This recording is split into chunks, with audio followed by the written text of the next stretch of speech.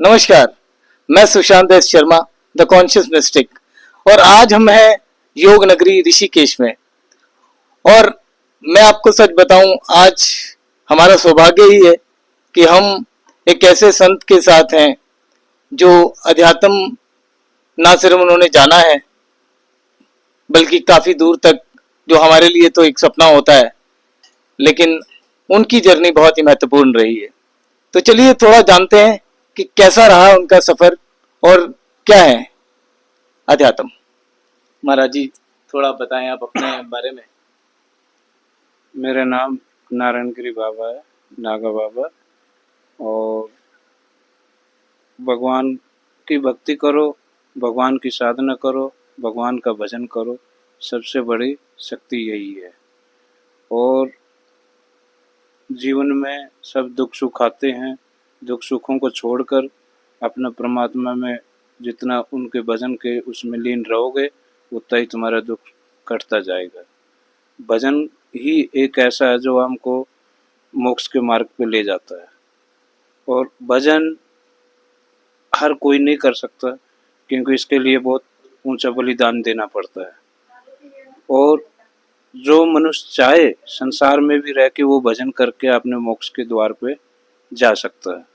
तो महाराज जी, एक मैं ये जानना चाह रहा हूँ कि जो अध्यात्म है, जो नए लोग हैं, वो कैसे जुड़े अध्यात्म के साथ। उनमें सबसे पहले संस्कार होना जरूरी है। जब संस्कार होंगे उनके अंदर, तभी वो आध्यात्मिक से जुड़ सकते हैं। जब तक उनमें अच्छा संस्कार नहीं होगा, जब तक वो आध्यात्मिक से नहीं जुड़ सकते हैं। सबसे पहले हमको बुरे विचारों को अपने उससे हटाना है और अच्छे विचारों को अपने अंदर लेना है।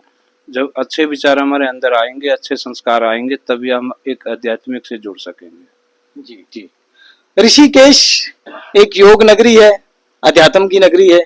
तो बाबा से ये जरूर पूछना चाहता हूँ मैं, और चाहता हूँ कि दर्शक भी इस बात का उनको मालूम हो कि ऋषिकेश में ऐसा खास क्या है, क्यों इसे योग की नगरी कहा जाता है।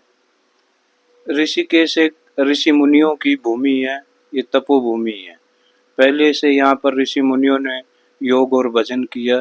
योग के द्वारा वो अपने आगे हिमालय की ओर गए हैं, और हिमालय में भी जाके उन्हें योग साधना किया और परमात्मा को पाया। तो यहाँ पे नीलकंठ महाराज भी हाँ, नीलकंठ महाराज उनके बारे में आप उनकी नीलकंठ में तो जब समुद्र मंथन हुआ, समुद्र मंथन में जो हमारा एक जहर निकला था, अमृत भी निकला था, तो अमृत को पीने के लिए सभी राक्षस भी और देवी देवता सब थे। जहर को पीने के लिए कोई वो नहीं था। तो शंकर भगवान ने उस पृथ्वी पे गिरने से वो जहर, कि वो ये पृथ्वी पे गिरेगा, पृथ्वी भस्म हो जाएगी, तो उन्हें अपने यहाँ ऋषिकेश में जो नीलकंठ महादेव है, यहाँ पर आके अपने कंठ में आके उन्हें जहर को रोका, और उनका कंठ नीला पड़ा, तब उनका नाम नीलकंठ महादेव पड़ा। जी जी। तो देखिए कितनी महत्वपूर्ण जानकारी आपने बाबा जी से समझी है, सुनी है।